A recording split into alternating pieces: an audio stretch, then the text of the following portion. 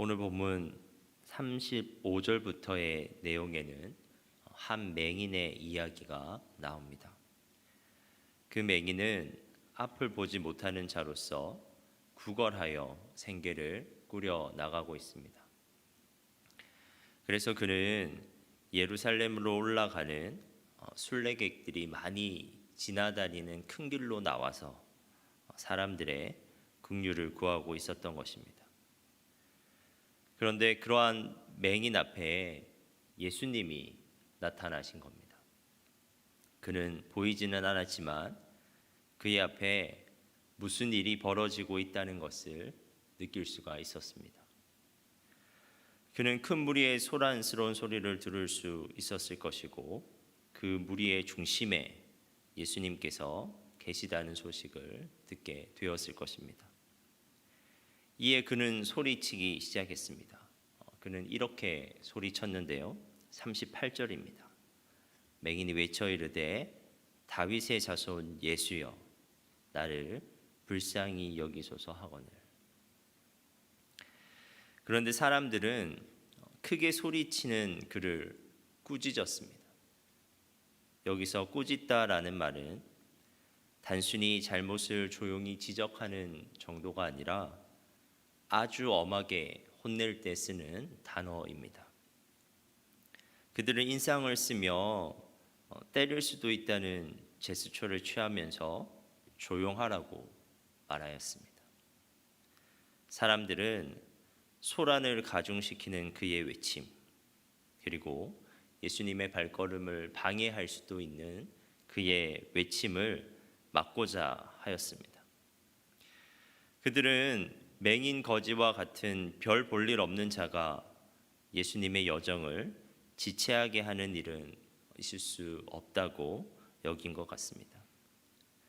그러나 그 맹인은 사람들의 완강한 저지에도 불구하고 더욱 크고 강하게 목이 터지도록 외치기 시작했습니다. 39절입니다. 앞서가는 자들이 그를 꾸짖어 잠잠하라 하되 그가 더욱 크게 소리질러 다윗의 자손이여 나를 불쌍히 여기소서 하는지라. 마침내 예수님은 무리의 소란을 뚫고 그분의 귀에 들려오는 맹인의 외침을 들으셨습니다. 이에 예수님께서는 가던 발걸음을 멈추십니다. 그리고 그 목소리의 주인공을 불러오라고 하십니다. 그렇게 우여곡절 끝에 예수님 앞에 나온 맹인에게 예수님께서 단도직입적으로 물어보셨습니다. 내게 무엇을 하여 주기를 원하느냐? 맹인의 대답도 즉각적이었습니다. 주여, 보기를 원하나이다. 아마 너무 크게 소리를 질러 목소리는 쉬어 있었는지 모르지만 그의 요구는 또렷하게 예수님께 전달되었습니다. 마침내 예수님의 선언이 떨어집니다. 보라, 네 믿음이 너를 구원하였느니라. 이에 맹인은 즉각적으로 보게 됩니다. 여기까지가 오늘 본문에서 기록하고 있는 맹인의 치유 이야기입니다. 그런데 저는 오늘 본문의 이야기를 하나의 키워드로 조금 더 자세하게 살펴보고자 합니다. 그 키워드는 바로 절박함입니다. 오늘 본문을 보면 맹인의 절박함이 그의 모든 행위에 묻어 있습니다. 예수님께서 나타나시자 자신의 존재를 알리기 위해 소리 지르기 시작하는 모습. 사람들이 잠잠하라고 꾸짖었지만 꺾이지 않고 오히려 더 크게 소리 지르는 모습. 그리고 예수님 앞에서 그의 소원을 간단하지만 간절하게 아뢰는 모습. 이러한 절박함이 묻어있는 일련의 행위에서 예수님은 그의 믿음을 발견하십니다.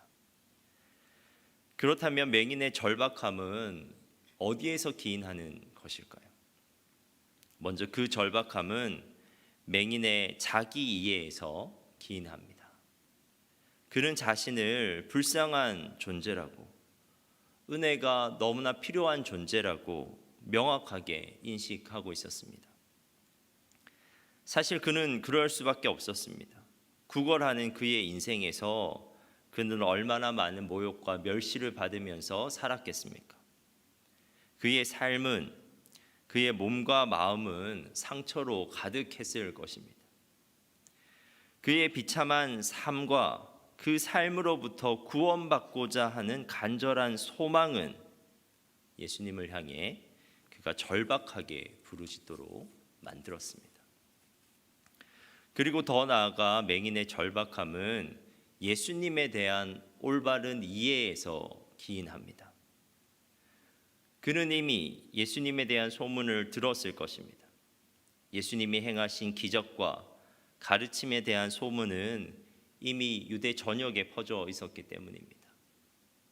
그런데 놀라운 것은 그 소문을 들은 맹인이 예수님을 다윗의 자손이라고 결론을 내렸다는 것입니다. 그런데 이러한 예수님에 대한 믿음이 있었기에 그는 즉각적으로 예수님이 나타나시자마자 예수님에게 반응할 수 있었고, 예수님에게 나아가고자 하는 일에 쉽게 물러나지 않을 수 있었습니다. 단순히 호기심으로 한번 예수님께 접근해 본 것이었다면 사람들이 그를 강력하게 제지하였을 때 그는 일찌감치 포기해 버렸을 것입니다. 아무리 그의 상황이 절박하더라도 그분에 대한 의심이 있었다면 그러한 핍박을 견딜 이유가 없었기 때문입니다. 하지만 맹인에게는 예수님에 대한 신뢰가 있었기에 다윗의 자손 예수여라고 부르며 끝까지 그리고 절박하게 은혜를 구할 수 있었던 것입니다.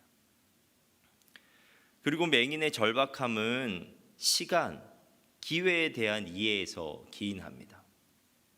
그는 분명하게 알고 있었습니다. 이 순간이 그가 예수님을 만날 수 있는 처음이자 마지막 기회라는 것을 너무나 잘 알고 있었습니다. 그에게는 예수님에 대한 믿음은 있었지만 앞을 볼 수 없었기에 예수님을 찾아 나서지는 못합니다. 그런데 지금 그가 있는 곳으로 예수님께서 지나가시는 기적과 같은 일이 일어난 것입니다. 만일 지금 예수님이 그냥 지나가신다면 그분을 따라 나서지도 못하는 그로서는 앞으로 그분을 만나지 못할 것입니다. 그는 지금 찰나와 같은 이 순간이 예수님을 만날 수 있는 유일한 기회, 그리고 자신이 비참한 삶으로부터 벗어날 수 있는 유일한 기회인 것을 알고 있었습니다. 그러므로 그는 절박했던 겁니다. 이 기회를 놓치면 안 되었기에 예수님이 지나가시는 그 순간에 어떻게 해서라도 예수님을 붙잡아야 했기에 그는 소리쳤습니다. 아무리 사람들이 제지해도 더 큰 소리로 외쳤습니다. 결국 그는 예수님이 베푸시는 구원의 은혜를 받는 자가 되었습니다. 우리가 여기서 한번 생각해 봐야 하는 것은 지금 허다한 무리가 예수님을 따라다니고 있었지만 그 중에서 예수님의 은혜, 치유와 구원의 은혜를 얻은 것은 그 맹인이 유일했다는 것입니다. 지금 예수님은 그저 걷고 계셨습니다. 예루살렘으로 걸어가고 계셨습니다. 그런데 맹인의 절박함은 그 길 위에서도 예수님의 은혜를 경험하게 만들었습니다. 그의 절박한 믿음은 예수님의 발걸음을 멈추게 하였고, 예수님의 관심을 그 수많은 무리 가운데서 온전히 그에게 집중하게 하였으며 그분의 능력을 베풀게 하였습니다. 여러분, 우리가 오늘 본문을 통해서 꼭 기억해야 하는 것은 절박한 마음으로 주님께 나아가는 자가 받게 되는 특별한 은혜가 있다는 것입니다. 다른 사람들이 다 은혜 받지 못하는 상황에서도 그러한 절박한 마음을 가진 사람은 은혜 받을 수 있습니다. 왜냐하면 우리 주님은 절박한 마음으로 그분께 나오는 사람을 결코 외면하지 않으시기 때문입니다. 사랑하는 여러분, 순간마다 절박한 마음으로 주님께 나아가 오늘 내가 주님의 은혜가 너무나 필요한데, 오늘 주님의 은혜가 없으면 나는 오늘 하루를 영적 소경으로 살아갈 수밖에 없는데, 그럴 수는 없는데 라는 그 절박한 마음으로 주님께 나아가 매 순간 주님의 은혜를 놓치지 않고 누릴 수 있는 여러분 되시길 바랍니다. 기도하겠습니다. 하나님, 지금 이 순간 우리에게 주님의 은혜가 필요합니다. 우리의 영적인 눈을 능히 뜨게 하는, 우리의 비참함으로부터 능히 벗어나게 하는 주님의 은혜를 구합니다. 하나님, 우리가 절박한 마음으로 이 시간 주님께 나아가오니 우리에게 은혜를 베풀어 주옵소서. 하나님, 주사랑교회를 위해 기도합니다. 우리가 모여 예배 드릴 때마다 주님의 은혜가 충만하게 하옵소서. 우리의 예배를 통해 구원의 역사가 일어나게 하옵소서. 우리 공동체가 주님의 뜻대로 사용받는 귀한 공동체 되게 하옵소서.